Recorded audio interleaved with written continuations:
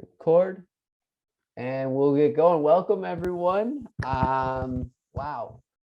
Thanks for spending your Thursday evening with me. Like I said to some folks before everyone arrived, like obviously Thursday evening not ideal after a long day in the classroom or whatever it is you were doing today, but I wanted to make it a time where people could attend if they were interested, and we'll record this and send this along to folks who weren't able to make it with us this evening. But yeah, really, thank you for joining me. It's really nice to see so many familiar names and faces. So for those of you that have worked with me in the past, a lot of this will be familiar, which is great. The resources look very similar across the board. So hopefully, given that you're familiar with my structure and the way things look, you'll be able to pick up some of the moves that I'm trying to communicate here. So what we've got here, data puzzles. What is data puzzles? Data puzzles is this data analysis resource that I've been working on and off for about a year, and it utilizes ambitious science teaching practices to help students make sense of science phenomena. And so tonight we're going to be engaging with these ambitious science teaching practices in the context of this is kind of my latest data puzzle resource called Tracing Carbon Through the Arctic Food Web. And so students are going to be tracing carbon through the Arctic food web to predict how changes in sea ice, declining Arctic sea ice, might impact Arctic organisms that are large and small. So that's the goal of this resource. My goal tonight is to hopefully guide you through this resource and provide you with enough strategies that you feel comfortable when you leave here, comfortable and confident to utilize this resource in your classroom if you so choose.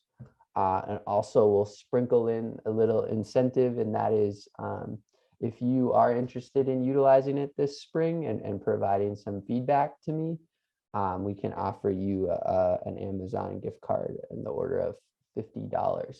There are some people in this group that I owe money to right now, Margie, and that is not lost on me, and I had a meeting about it today. It's just taking the university a little bit of time to approve that gift card, but I was assured that the gift card would go through. So Margie, I've been thinking about you.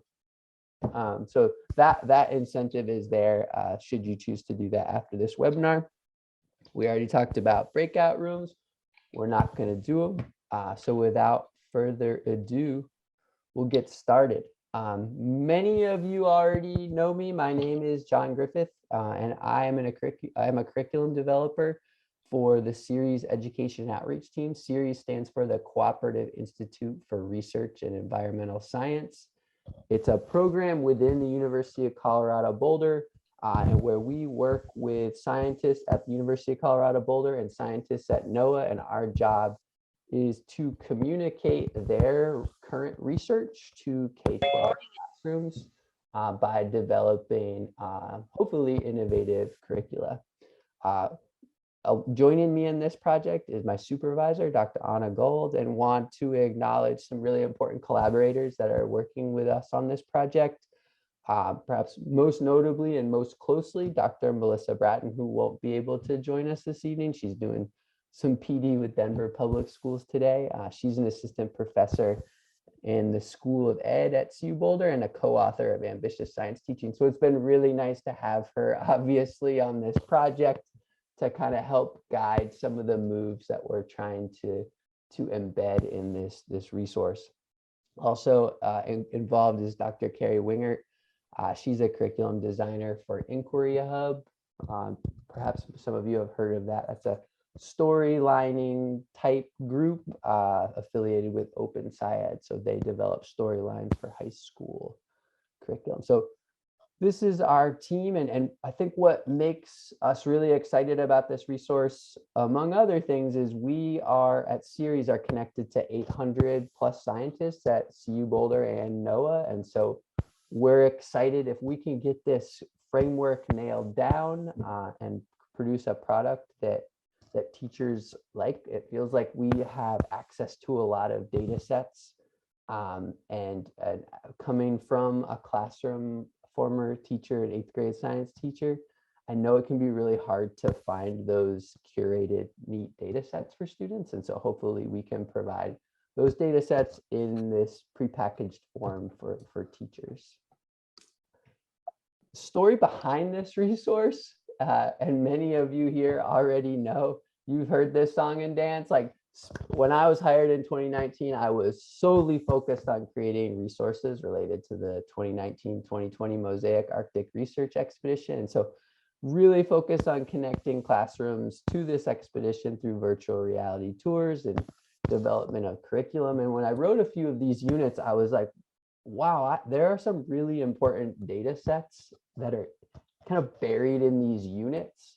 And if teachers aren't going to use these units, they might not find these data sets. So things like long wave, short wave radiation, albedo, sea ice extent, many of the data sets that you've all come to be familiar with if you've engaged with PD or resources I've developed in the past.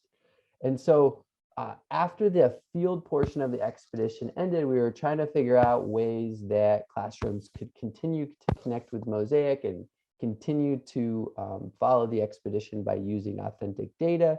And so we reached out to our friends at Data Nuggets to produce a data nugget, basically, a story about the scientist Jen K and how she collected these data sets and what they might mean. And so you'll see a lot of elements of data nuggets in our data puzzles, but we really felt like we wanted the flexibility to incorporate some of those contemporary teaching practices in our data analysis product.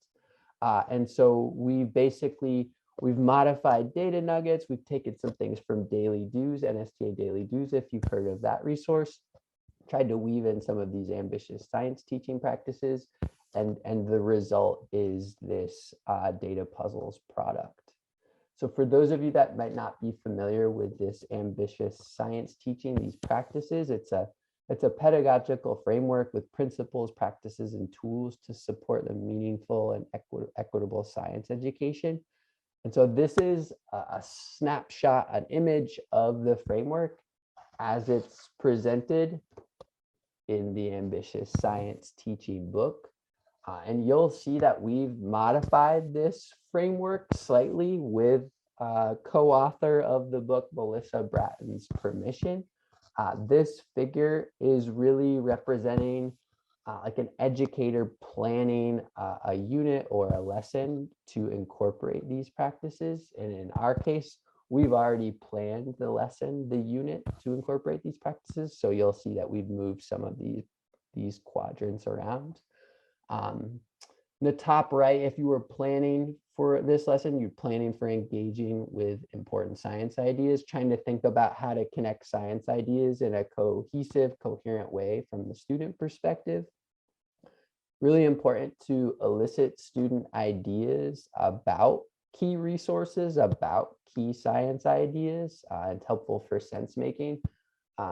Spend a lot of time thinking about this in terms of creating equitable resources. How can you utilize student ideas, experiences, and language as resources to help them make sense of new phenomena? So really want to pull those ideas out, and you as the facilitator keeping track of them either in your head or in public records, and use those as resources throughout the data puzzle and throughout your instruction if you're incorporating these practices. Working with students to support ongoing changes in thinking, and then pressing for these strong evidence-based explanations. And in the case of data puzzles, a conceptual model to demonstrate new understanding. So these are the ambitious science teaching practices. And we'll skip breakout rooms. And so in data puzzles, the way that we have embedded ambitious science teachings, more or less, we've flip-flopped the orange and the green box quadrants here. So rather than starting with the important science ideas, right, we're going to start with student experiences first. And this was really important in the development of our first few data puzzles when they were focused on the Arctic, right? We didn't want to take students like directly to the Arctic, a place they had never been, largely probably never thought of, and start talking about concepts like albedo without providing some context and giving them an opening scenario that they might be able to connect to, right? So we didn't really want to scare them off right away. We wanted to bring out their experiences maybe about albedo without using that term. So this eliciting student ideas page, it's that practice, is to help students connect to the scientists' research by eliciting their ideas about a similar or related event or scenario. So once we've pulled those ideas out, then we're going to go into the text and watch some videos and maybe engage with the virtual reality tour to help the students connect to the scientists and their work through interactive readings that include visuals, guided questions, and an investigative question that students will make predictions for. A key piece here is that we're going to try to help students connect their experience to the important science ideas that are introduced in this interactive reading. Once students have identified this investigative question, they've made an evidence-based prediction based on the text that they've read and the visuals and videos they've interacted with. They're going to test that prediction by analyzing and interpreting an authentic data set. And then the goal here at the end is that they can gather or piece together evidence from the interactive reading, from that data analysis piece, to construct a final explanatory model for the scientist's investigative question. So these are the ambitious science teaching elements and how they're included in these data puzzles. Tonight, we're going to focus on this tracing carbon through the Arctic food web data puzzle. This is a data set that I've extracted from a larger unit that I've written. It's called a Changing Arctic Ecosystem. I'll put a little plug in for that, and I'm running a PD on that this summer that you get a credit for if you attend. But it's a little bit of a work in progress right now, but this was a data set I was really excited about from the unit, and so I wanted to pull it out and put it into a data puzzle. Before we dive into the data puzzle, I wanted to first just take us to the website. This is the data puzzle's website for those of you that haven't been there. I'm going to add this to the chat. And I wanted to just walk you through what the teacher guide looks like. And for those of you that are familiar with my work, it should look pretty familiar to you. So I'm going to dive into this tracing carbon through the Arctic food web. And here's the teacher guide. And so like other teacher guides that you've seen from me, if we've worked together in the past, there's a little bit of background information about the resource at the top. Then a lesson overview. These data puzzles, they really do take 2 days because we're trying to make this a collaborative learning resource. There's going to be discussion, there's going to be student disagreement, and with the discussion, and we all know when students are making graphs and analyzing graphs, that takes time, right? We don't want to rush these different parts, and so this does take 2 days. And so the parts, I've labeled the parts here and how long I think they will take. The name of the parts just is the ambitious science teaching practice. So kind of keeping track of where those practices are coming into play. And then the second page, the instructional overview table, connection to different standards, questions, what students will do in the materials. We've got a slide deck, student worksheet, answer keys, vocab, and then the parts described in greater detail. New kind of fun thing that we've added to the teacher guide, a little pedagogical pop-up. That was Melissa Bratton's alliteration, play on words that we thought we'd put in there, and really just want to highlight the goal of each of these parts. So the goal of part one, right? We want to draw out student experiences and student language about an opening scenario, something related to what students will read about in part two when they're identifying important science ideas. So in this teacher guide, we've got all the links to different videos and visualizations that students will be engaging with in the different parts. And then at the end, something a little bit different than in teacher guides that I've created in the past, created an additional teacher resources and extensions piece.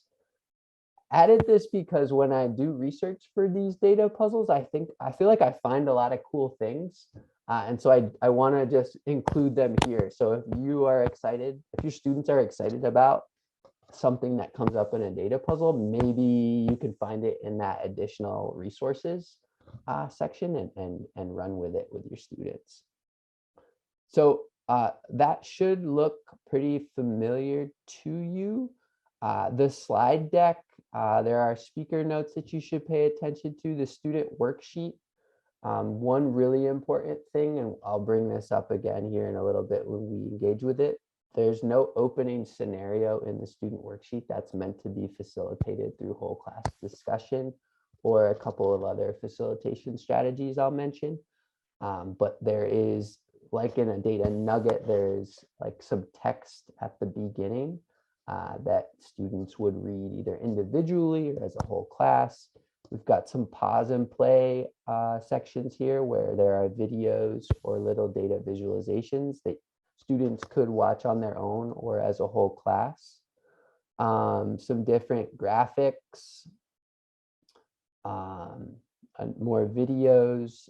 So things like, what's different about this relative to a data nugget is there are some of these resources embedded in to help give the students some more background information, specifically like highlighting important science ideas that they'll utilize later on in the resource. So I'll add this to the chat in a little bit, but wanted to just draw your attention to the teacher guide and again the resources that are provided for you as part of this resource, as part of this data puzzle. So without further ado, let's get into it. So we're going to be looking at the actual slide deck from the data puzzle and skipping through a few things. But in the past, when you have attended a workshop with me, when I'm facilitating and when we're looking at slides, there are only a few slides out of the larger unit because I'm just trying to highlight key points. With this, I've included all of the slides that are included in this particular data puzzle. This is a teacher-facing slide, not included in the slide deck. Just wanted to highlight. So we're going to be engaging right now in this eliciting students' ideas practice. And the goal here, again, is to elicit student ideas about an opening scenario, whether that's an image, a video, or a demo that has similarities to the science investigation presented in the data puzzle.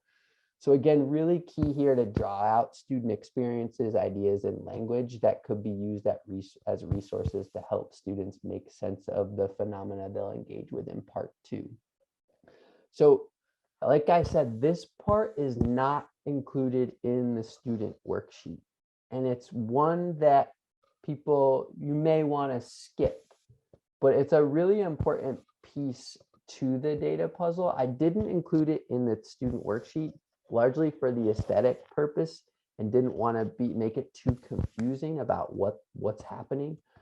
So this eliciting students' ideas, this opening scenario piece, you could utilize this as a warm-up prompt. If you're doing a warm-up every day in your classroom, have students respond to the opening scenario as a warm-up prompt or some sort of think, pair, share. We've had teachers facilitate this particular data puzzle utilizing whiteboards and small groups. So however you want to facilitate this, we'll leave that up to you and what your classroom norms are, but wanted to just offer a few different strategies for you. In the chat right now, if you could respond to the following opening scenario prompt. And that is, what does it mean when someone says you are what you eat? So this is the actual slide that's included. We're in the slide deck now for this resource. This is the opening scenario that will ask students, what does it mean when someone says you are what you eat?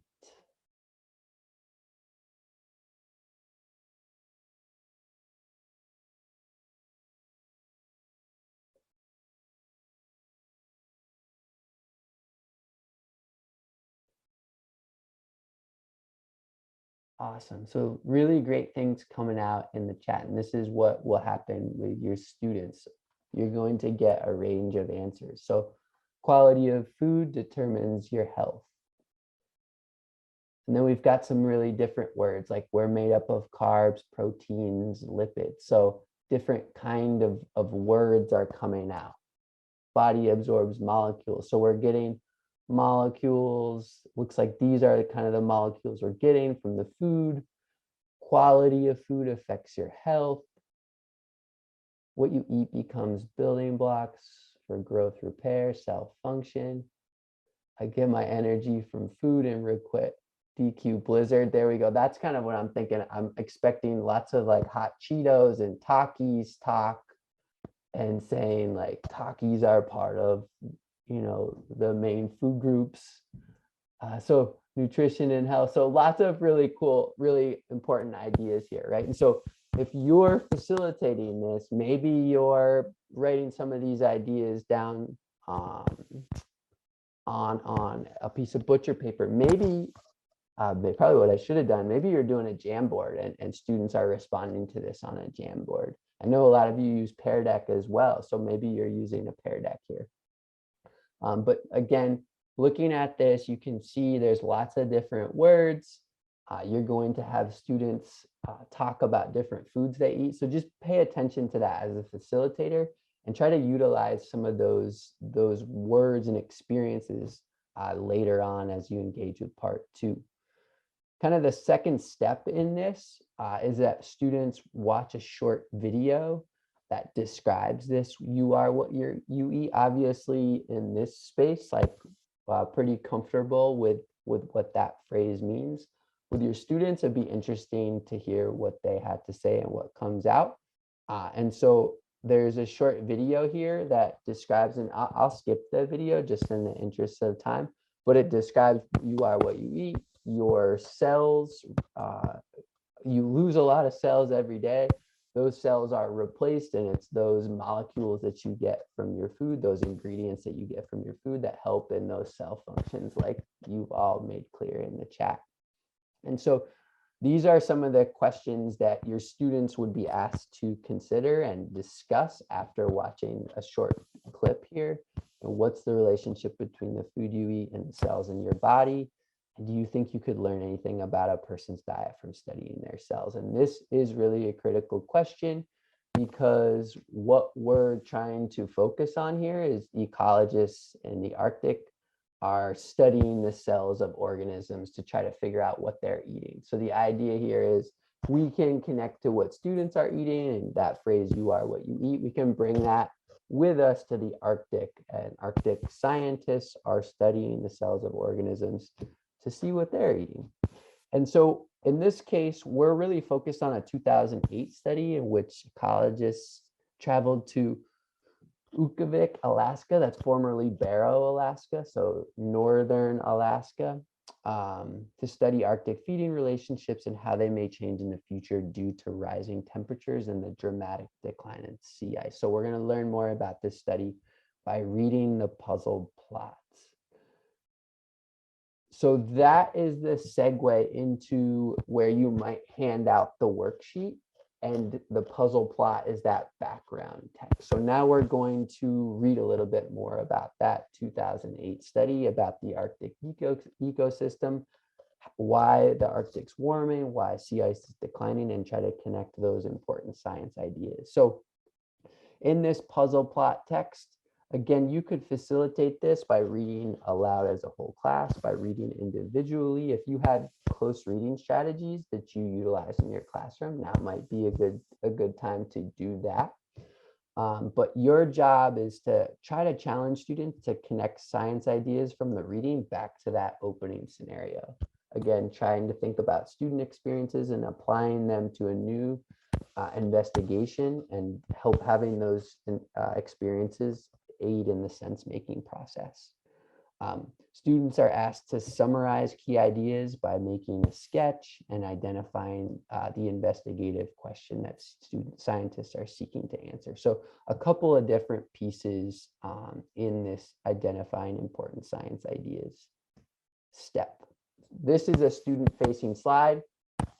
We're going to learn more about the work being done by Arctic ecologists by reading that puzzle plot and asking students to circle the investigative question and underline similarities between the reading and the opening scenario. For our purposes here this evening, I think it's pretty important that we take 5 minutes right now and we all take some time to read through this puzzle plot text. I'm going to add the student worksheet to the chat right now. And I'll put up a 5-minute timer. We're going to watch the video here at the end together when you all come back, but take 5 minutes, read this text. We've spent a lot of time even today on this figure here. I'm not going to talk about it. I want to see what you all think. But I've tried to be really thoughtful about what the figures are, how they're included. So take 5 minutes, read through this, imagine how you might facilitate this reading with your students, what challenges might come up for you and for them. And we'll see you back here in 5 minutes.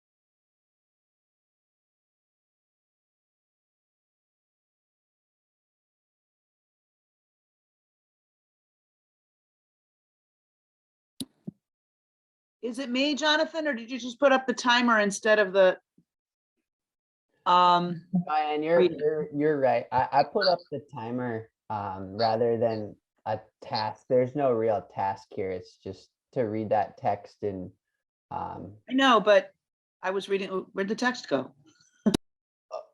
the student worksheet text. Yeah, there it is. Oh, okay. I put a link to this in the chat. Can you see if you click on that link in the chat? It's a long docs.google. Sorry, I was reading it on the link and I must have Oh, no worries. apologized. No worries.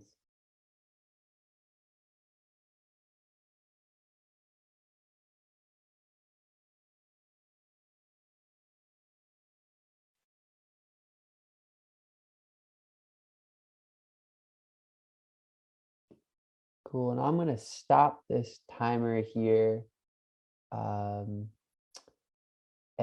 just head to this student worksheet real quick. So yeah, the goal here was just obviously everything's kind of rushed here, but wanted to give you an opportunity to read this puzzle plot, this background text to learn a little bit more about that 2008 study in which scientists are trying to figure out how the decline in sea ice might affect Arctic organisms large and small. So the Arctic is warming rapidly. We're seeing sea ice decline. Sea ice is a really important habitat, a characteristic of the Arctic habitat for a lot of organisms.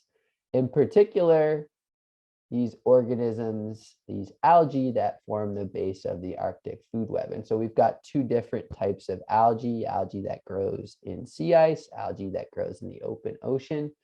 And we're satellite observations, we're seeing this growth in terms of population of ocean algae throughout the Arctic. And with sea ice algae, we're seeing a decline in sea ice algae in parts of the Arctic. So given that these two algae make up the base of the Arctic food web, like how might the increase in one and the decrease in other affect other parts of the Arctic food web? And to answer that question, we're going to use this biomarker, the fact that they make different types of carbon-based fats and that those fats can be traced through the Arctic food web.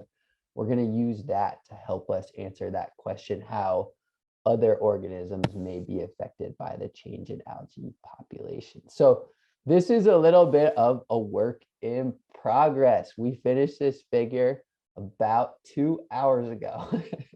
And it's been it's trying to figure out how to best convey what I just articulated in a visual. And so for you, when you're facilitating this with students, we've got some stop and talks here, like might be a good idea to pause and as a whole class talk through this diagram, because the goal here is to show again that these two algae, the base of this food web, and they pass their carbon-based fats on to zooplankton when the zooplankton consume the algae. Now you can see that there are different types of zooplankton. We're focused on copepods and amphipods. And the fact that copepods have more of these blue circles means that they're getting more carbon-based fats from ocean algae. The goal here is to say, they're eating more ocean algae, right? And if you look at amphipods, amphipods are eating, they're more reliant on sea ice algae.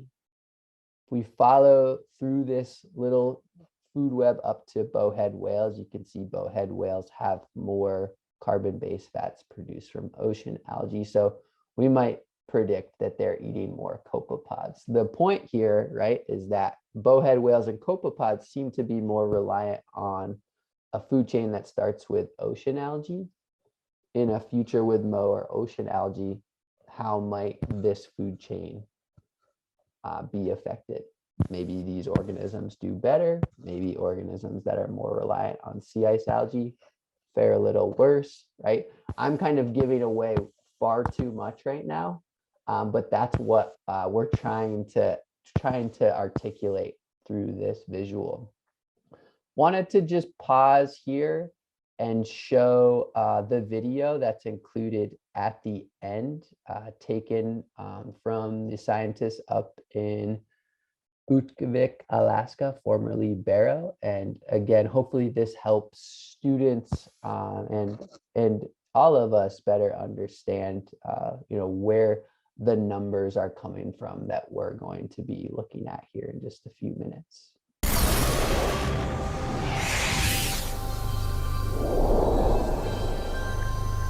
Snacks, ice scuba, duct tape, toolkit.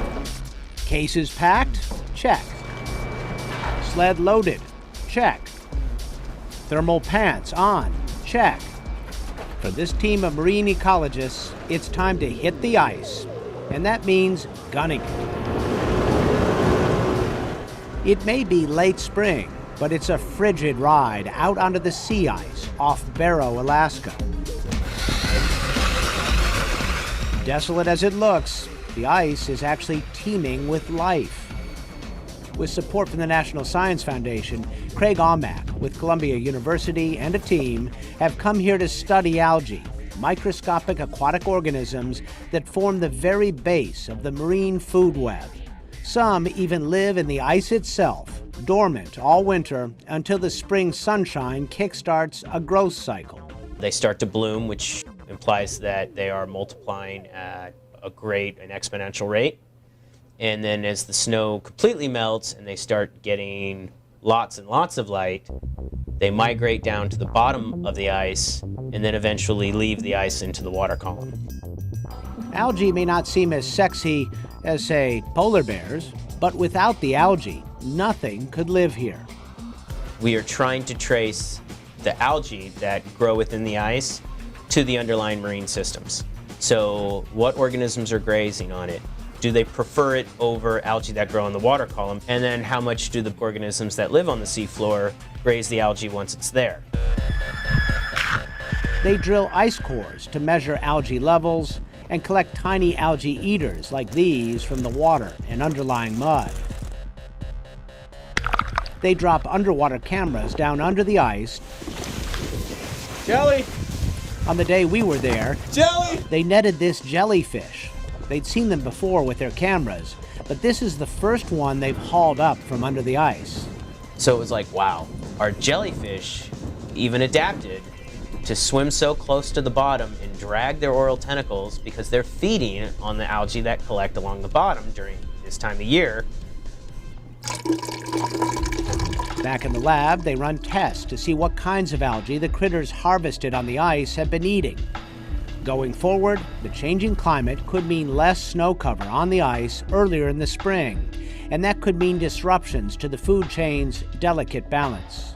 If you have a year when there's not very much snow, then there'll be more light early on, you'll get an early bloom. Marine biologist Andy Jewell has done field work in Alaska since 2005. He says climate change likely will alter this habitat in ways we can't predict.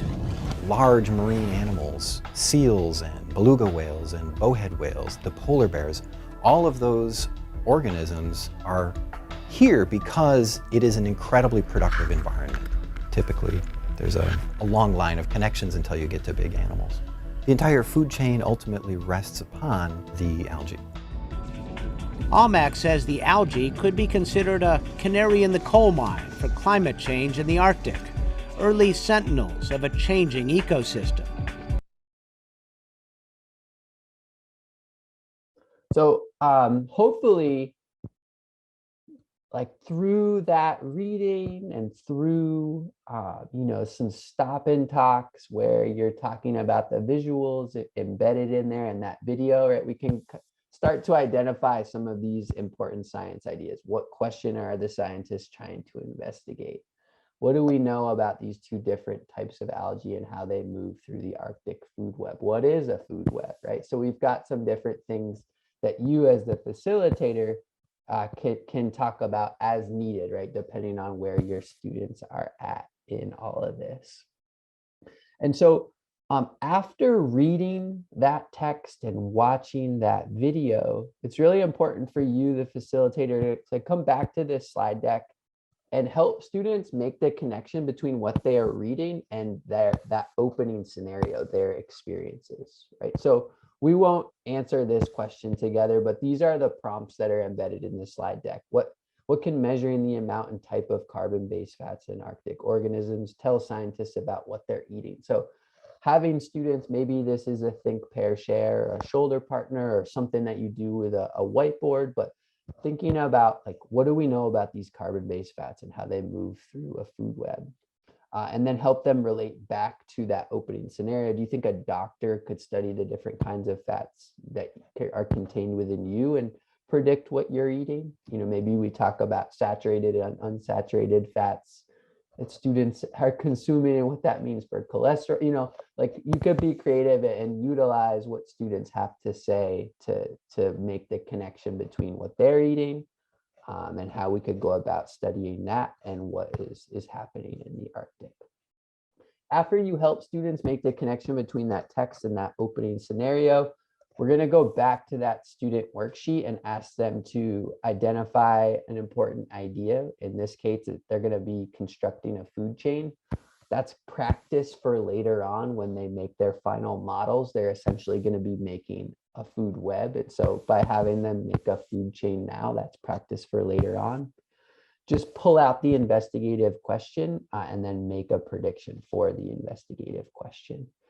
And so if we look at an answer key here, after that puzzle plot text, right, here's the question where they're going to have to construct a food chain, and there's a food web in the puzzle plot text. So that's what they would use to create their food chain. Here are two food chains that they could potentially make. They're going to describe how those carbon-based fats could be transferred to other organisms, identify this investigative question, and then make a prediction about the investigative question. So we tried to really help students here, you know, make sure it's clear that declining sea ice is changing algae populations. And how might those change in algae populations affect other organisms, right? And so having students identify a question, make a prediction, and then we're going to go into that data analysis piece. I think in the interest of time, we'll kind of just dive right into the data analysis piece. Know that there are some slides and strategies to help students make sense of the data set before you have them ask questions. So things like, you know, what do the different colors represent? And how do we know if one organism is getting more of their carbon-based fats from sea ice algae, right? So challenging them to talk about what they see before they go write about it. So in this case, scientists were able to gather tissue samples from these different organisms and determine their relative amount of carbon-based fats from sea ice algae and ocean algae. And so you can see that organisms that have a higher percentage of blue showing up of carbon-based fats, those are the organisms that are going to be more reliant on a food chain that starts with sea ice algae. Organisms that have more of that orange, higher percentage of carbon-based fats from ocean algae, they're going to be more reliant on a food chain that starts with ocean algae. And so by looking at these pie charts, right, we can have students start to think about, okay, if we have more ocean algae, how are organisms going to be impacted? If we have less sea ice algae, how might organisms be impacted? Start to make those predictions. So the questions ask students to do just that. So really trying to focus students on, you know, which animals get more carbon-based fats from sea ice algae, then have them make a food chain that incorporates those animals. Consider how a decrease in sea ice algae might affect the animals that are included in that food chain. So really trying to scaffold it. We do the same thing for the ocean algae. Which animals are more reliant on ocean algae? Let's make a food chain that represents the relationship between those organisms. How might an increase in ocean algae affect the organisms that you included in that food chain?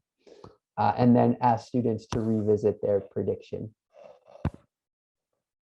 And so this is that sense making, supporting ongoing changes in sense making. Kind of bouncing around here. probably shouldn't be doing that, but this data analysis piece really is that part 3 where students are testing their predictions against authentic data that we just looked at. So wanting you, the facilitator, to start by talking about the graphs, depending on what you do like to do in your classroom, having students work individually in pairs. I know some people like to use the WIS-WIM strategy, what I see, what I mean, that BCBS advocates for. So kind of, you know, we've got some different strategies here, but know that you all are the experts in the classroom and you know your students and you have your routines. And so want to encourage you to lean in on that as well. So I'm going to kind of skip ahead here. We've already looked at these pie charts and we've gone through questions 4 through 11. And the last piece here, the last ambitious science teaching practice embedded in this resource is like to put it all together and to construct an evidence-based explanation. And so this is where students are finalizing new understandings, science ideas as they relate to that investigative question. How might the decline in sea ice affect Arctic organisms large and small to construct explanatory models? So you can have your students construct these models individually or in pairs. That's up to you. In talking a lot about this with Melissa and other piloting teachers, we have added options to create things like gotta have it checklists. These are co-constructed lists of important science ideas that need to be in final models. You don't need to make a gotta have it checklist every time you do a data puzzle. It's only if there's disagreement amongst students about what should go in there. And then it's really important to, lean into that disagreement. Why do you say this? Why do you say that? Do you agree with this? What evidence do you have for this? And then you can start to put those ideas on this gotta have it checklist. Once ideas are thrown out there with students, only ideas that are agreed upon amongst everyone go up on that gotta have it checklist. And so the idea is to help students produce those models that can be challenging at times. So we've got slides in the slide decks. They're hidden. So they're currently skipped in the slide deck. So if you were in presenter view facilitating this for students, you wouldn't see the gotta have it checklist slide unless you unhid it. You didn't skip it. So just know that those instructions are in there, but didn't want to force you to do that. Again, that's only if there's some disagreement. We've got a slide 2 of signs and symbols that could help students with modeling conventions, arrows, text boxes, those sorts of things as well. So again, those of you that have worked with me, right, we want to describe what a final model could look like, what a scientific model is, what should go in a scientific model, relevant parts, a connection between parts, what evidence do you have? And we can use this Black Panther example that I always use. Feel free to change that out if you're utilizing my slide decks and you want some other Marvel movie. But the goal here being for students to identify these different components in a model to help them visualize what their model could look like. And then we're asking them to make their own models, thinking about parts, connections, evidence for the investigative question.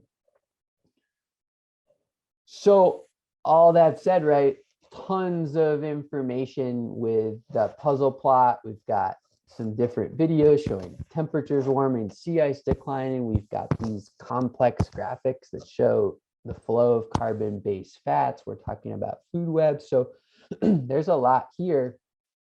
Here's an example of what a final model could look like. And again, your students have a graphic. I'll go to the student worksheet here in just a moment that they're going to annotate with arrows and text.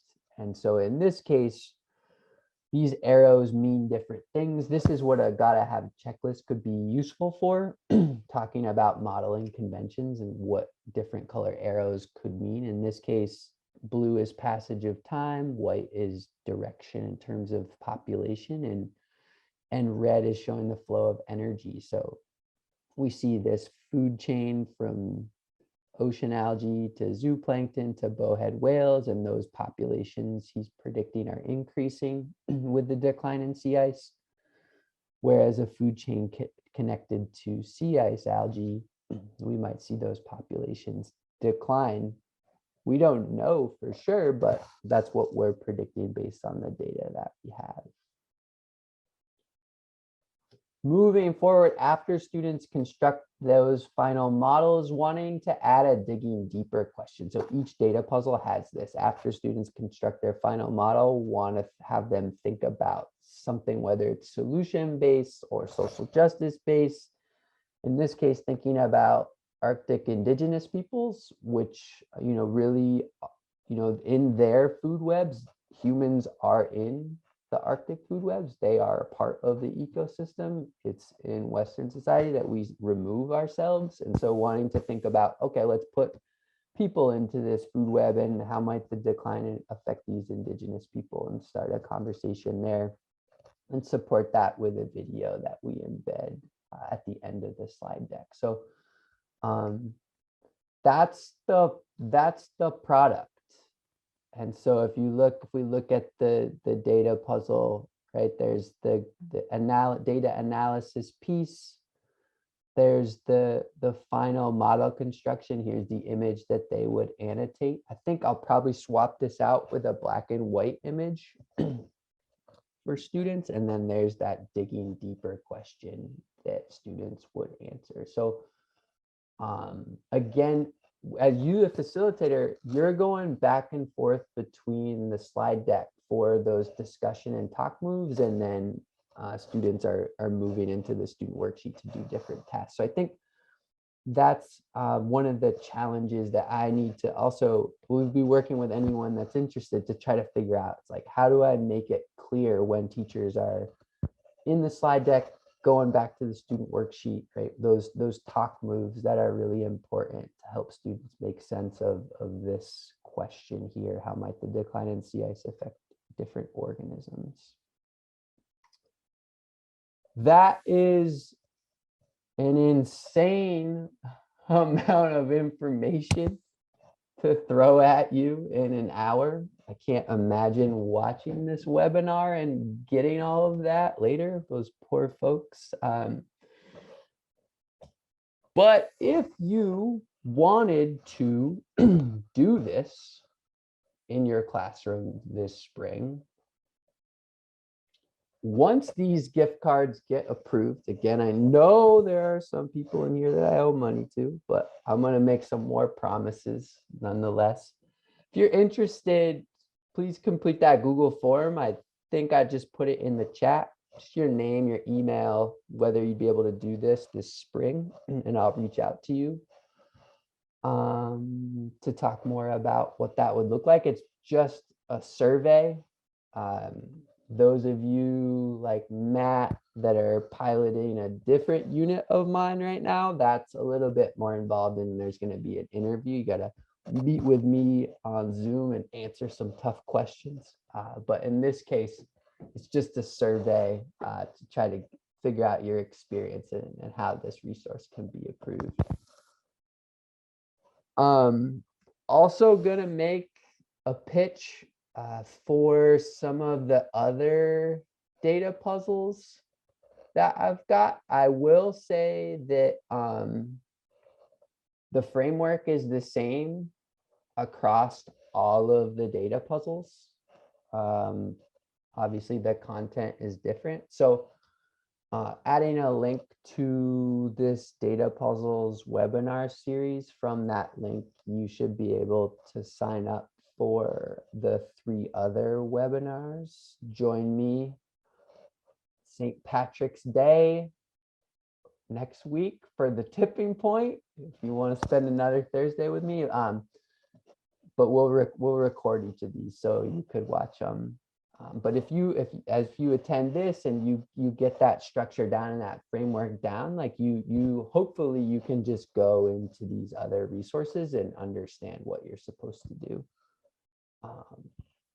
Some other things, excited to start promoting my summer PD. So this whole story is like one lesson in this changing Arctic ecosystem unit that I've got and need to clean up a little bit for the summer PD. But this summer PD has some story maps. It's got more data, more hands-on investigations to help students understand how the decline in sea ice is going to affect organisms large and small. So there's much more to this story that you just engaged with tonight, and we'll dive into that July 27th, 28th. I'm going to send an email out in that Eventbrite that has these opportunities if you're interested, but wanted to just promote this. If you attend this, you get 10 hours of PD, and in this case, you have to purchase the grad credit from CU Boulder if you want, right? That's optional. Also running a different unit I wrote called The Future of Forests that explores shifts in post-fire succession patterns in a changing climate. And so again, those of you that have worked with me in the past, you know my style and what that unit, kind of that structure looks like. So The Future of Forests is another one. These dates may change, but you know, if they do change, I obviously would let you know should you register. So same deal, 10 hours of PD, option to purchase a credit for $80. So we got data puzzles, we got Arctic ecosystem PD, we got forest fire PD, and I'm going on paternity leave in 2 weeks, so I'll still respond a little bit, but won't be as quick. So that's the story, and I'm sticking to it. Anybody have any? I'll check out the chat here. I fell behind a little bit. Thanks, congratulations, awesome. Thanks, guys. Yeah, hopefully she's in bed right now. That's it for this evening. Happy to hang out and answer questions. Happy to post some more of those links in the chat if people want to see those, but I'll send out an email that has all those links. Thanks, team. Thank you. Appreciate you all sticking with me. It's really nice to see familiar faces. I love it. Thanks, John. See y'all. See you, Matt. Be in touch. Thank you. Yeah, you bet. Thanks, John. I know this is Ann. great. I will be Appreciate using it. it very soon. Awesome.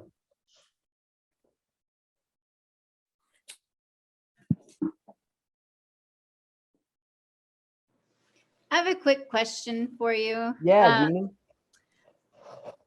So, could we get a certificate or anything to show the 1 hour? I know it's not very much, many hours, but Let me see if I can. I'm going to pause